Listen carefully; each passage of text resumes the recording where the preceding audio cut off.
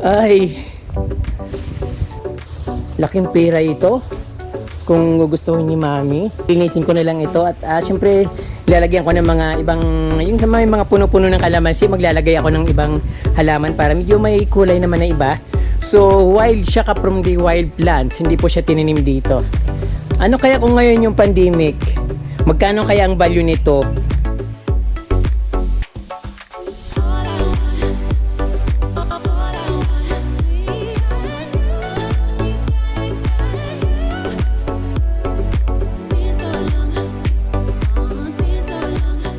Magandang araw sa inyo mga ka-From Day. Ngayon po ay tuwang-tuwa po ako sa araw na ito kasi may nakikita akong napakaganda parang plantation, pero yung mga halaman dito ay puro wild. Kaya naman matutuwa ko pag nakita nyo ito ka-From Day, at syempre sigurado mapapabili kayo. Pero sabi ni Mami, yung may-ari ng lupa, sabi niya, tinanong ko kung magbibinta siya, pero sabi niya kung may bibili. Sabi ko kung bibinta niya, ano na lang, bulb ang ibinta niya, kasi pag makikita nyo yung dahon, syempre ang ganda-ganda, pero pag dineliver naman sa inyo,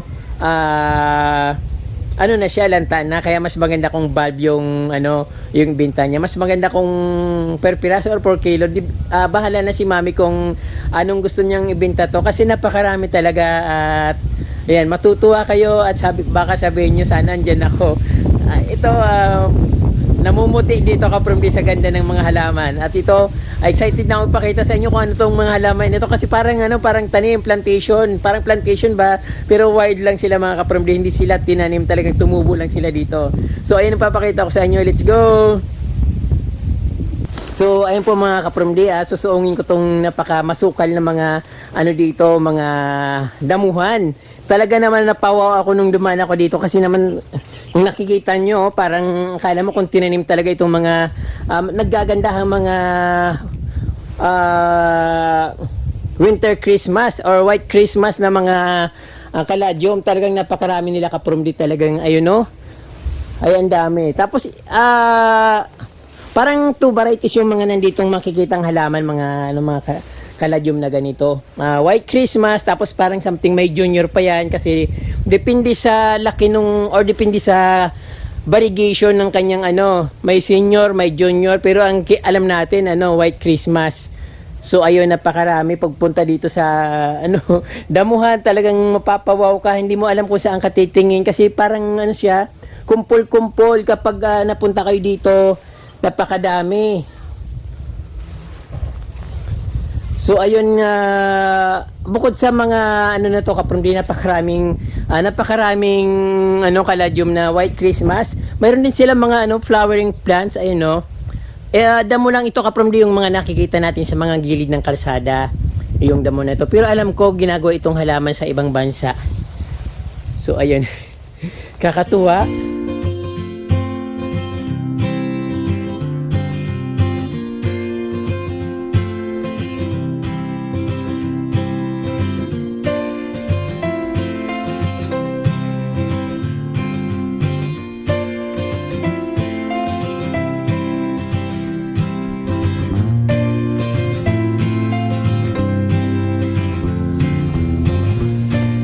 So ayun, napakarami talaga. Wow, grabe. Meron na silang ibang varieties mga ka-From Day, ayun pero parang dalawa lang silang dito, nagtatalbogan sa ganda.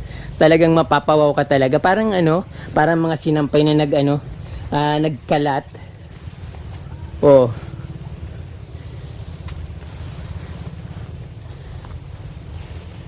Ano ba yan? Grabe, gusto kong, pwede mo makahingi? Sabay ganun.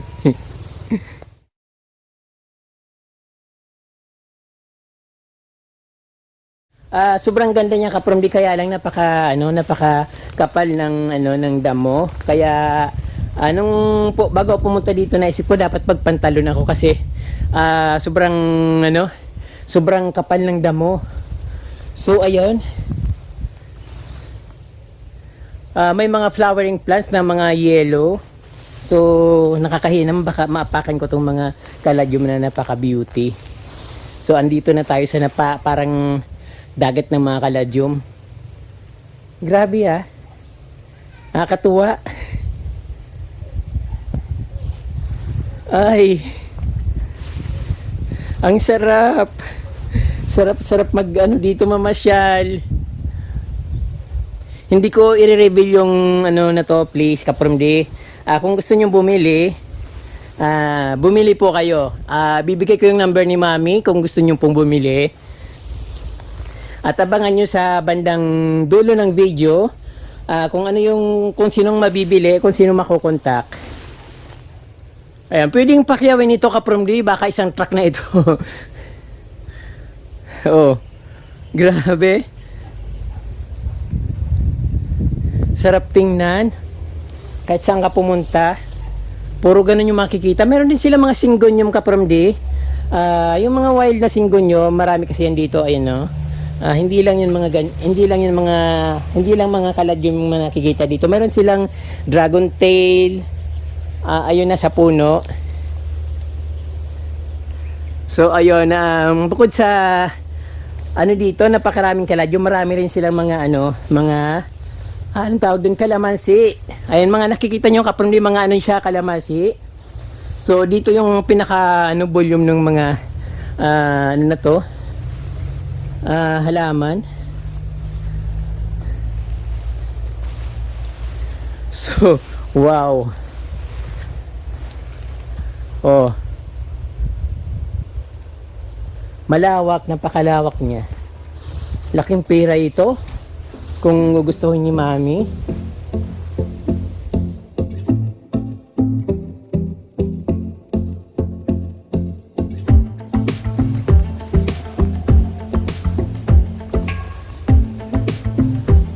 Grabe.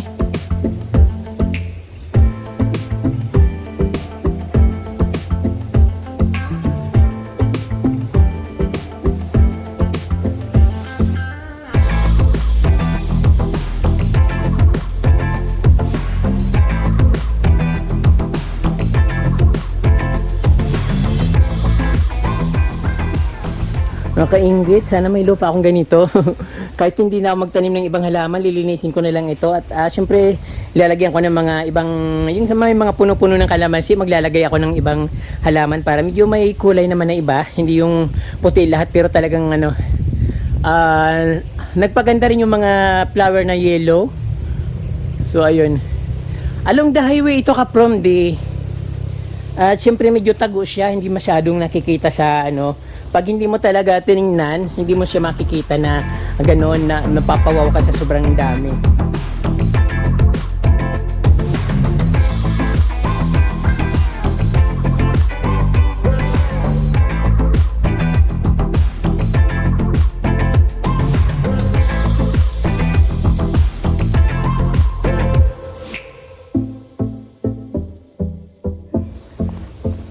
So ayun, Kaprom D, kapag may nakikita tayong ibang variety, halimbawa puro puti, ano ba naman ito? Ito pang ipakita ko pa sa inyo itong kinakagat na ito. Ang dami lang maganda. So ito kasi, Kaprom D, may nakita akong ibang variety. So kapag may nakikita tayong ibang variety ng plants, halimbawa ganito lahat, yung na halaman nakikita mo, tapos may makita kang isang ganito, talagang mapapawaw ka kasi parang wow, nag-iisa siya. Pero ito, Kaprom D, mas common siya dito sa amin. Mas maraming ganito dito sa amin kaysa sa white. Pero dito talaga mas maraming white. Ayun no, yung mas common yung naging rare. Ang ganda. Napapawaw ako talaga.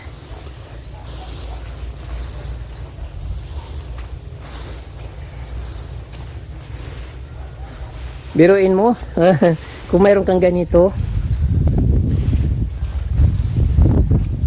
Ang sarap naman dito. So ayun yung common, naging rare kasi nag-iisa lang sila. So ilang piraso lang yung ganito. Tapos lahat in the rest puro puti na. Pero mayroon din lumalaban din siya. Konting-konti lang.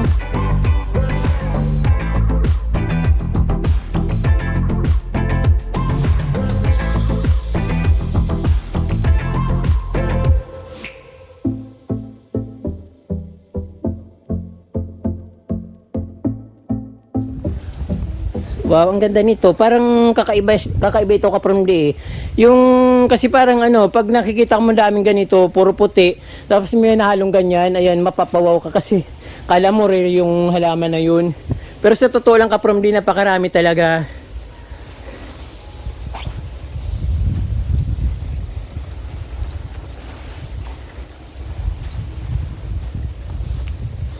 So mayroon din sila mga ano, ampalaya na wild. Ito yung ano, parang puro buto naman itong ampalaya na ito.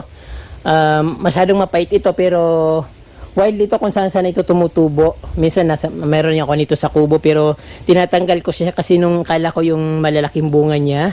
Kaya hinayaan ko lumaki. Nung namunga siya parang ganito lang. Tapos ang bilis-bilis mahinog.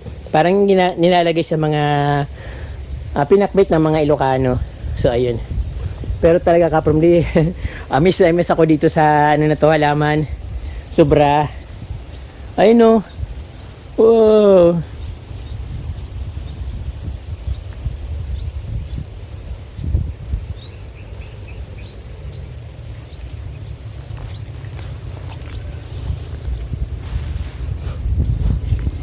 Hindi ko na alam kung ano sasabihin ko. Basta maganda talaga. Para ako nasa paraiso ng ulap.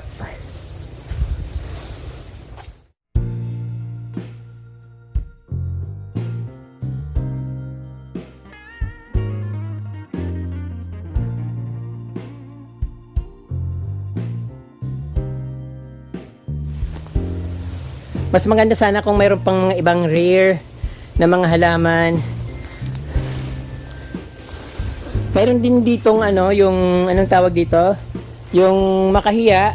Maganda rin yung mga flower niya kasi nagmix siya dun sa mga yellow flowers. Ayun. Umuulan na.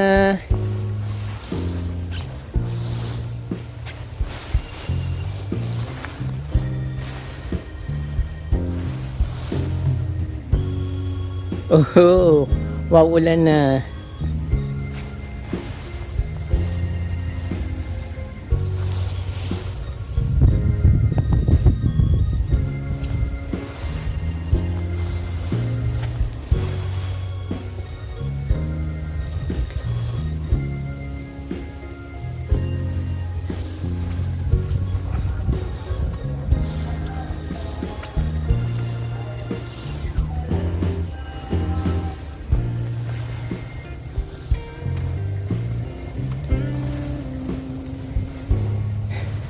Dito tayo.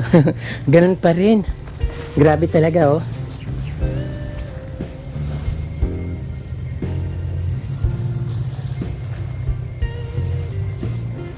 Akalain mo na magkaganito yung mga halaman dito. Sobrang dami. Ano kaya kung ngayon yung pandemic?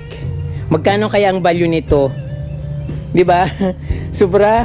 Dati yung isang piraso nito ay pumapatak sa 150 to 350. Kung ngayon kaya yun, magkano kaya yung ano, yung maibibenta ito? Hindi lang siguro ano, no? Millionaire, instant millionaire kapag ganito yung halaman mo.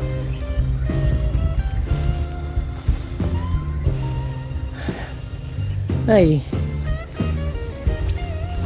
nakakapagod din mag-ikot kasi parang hindi ko rin alam kung saan ako pupukus. Ayun, may mga nakahalong ibang halaman.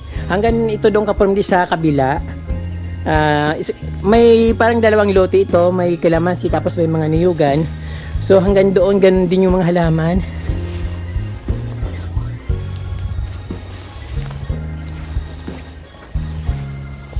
Oh, wow. So ayun, mix na yung ano dito. Mix na yung mga kaladyum dito. May puti, may pula, may pink. So ayun. Pero nangingibabaw talaga yung kaputian ng mga ano,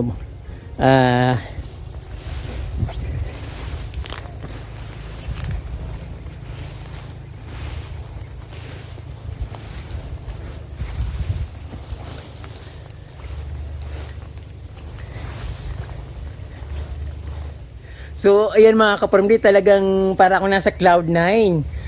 Sa puti ng mga dinadaanan ko, sa dami ng mga dinadaanan ko na parang ano, Parang, ayan, nakikita nyo, parang nasa ulap. Talagang napakaganda.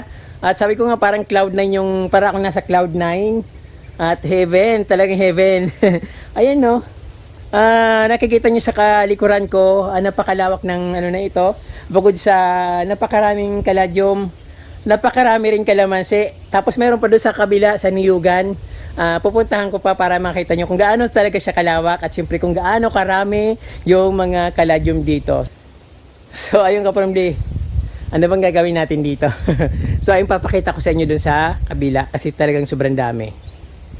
So ayun mga ka-formd, hindi pa rin ako tapos mag-explore. Talagang napakadami nito. Dadaling ko talaga kayo dito lahat. Iikot ko kayo dito sa buong garden, hacienda ng mga ano, ng mga kaladyom. Ibang variety naman ito mga ka-formd. At siyempre yung ano, maraming ano, yung makikita nyo yung mga flowers na yellow, yung mga damo. So ayun, buti na lang nagpantalon na ako kasi kung hindi ako nagpantalon sigurado kating-kati na yung mga ano ko, binti ko dito sa daming damo.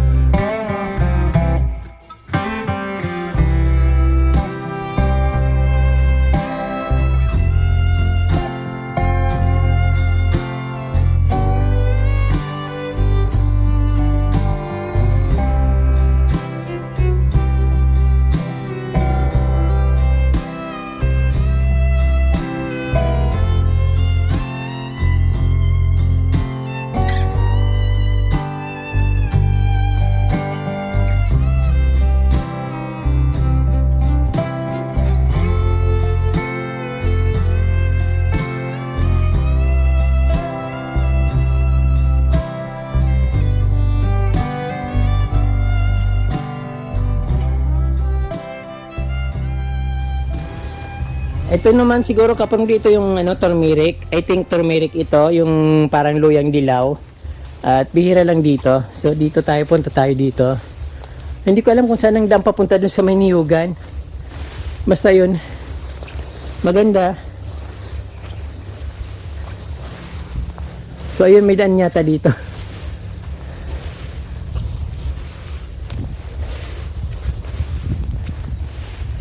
So ayun, tawid tayo dito sa Niyugan. Mas ano dito, hindi masyadong madamo.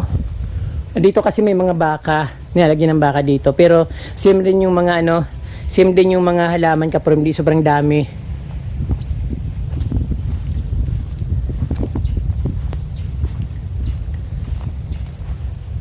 So ayun, lahat yata oh. May mga baka. Dito hindi masyadong mapuputi yung nandito sa ano, sa dito sa bakahan, pero sobrang dami pa rin. At kumpul-kumpul sila. Ayun.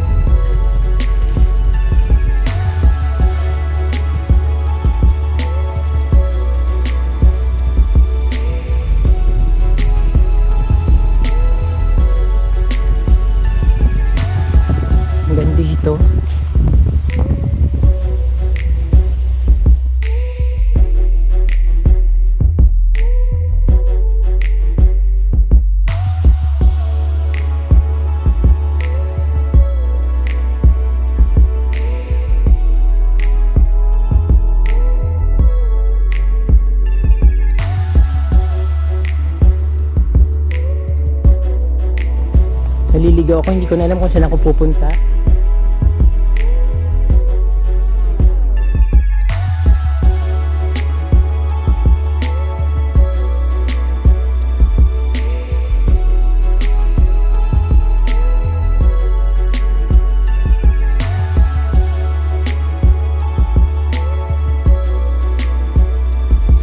Ang dami.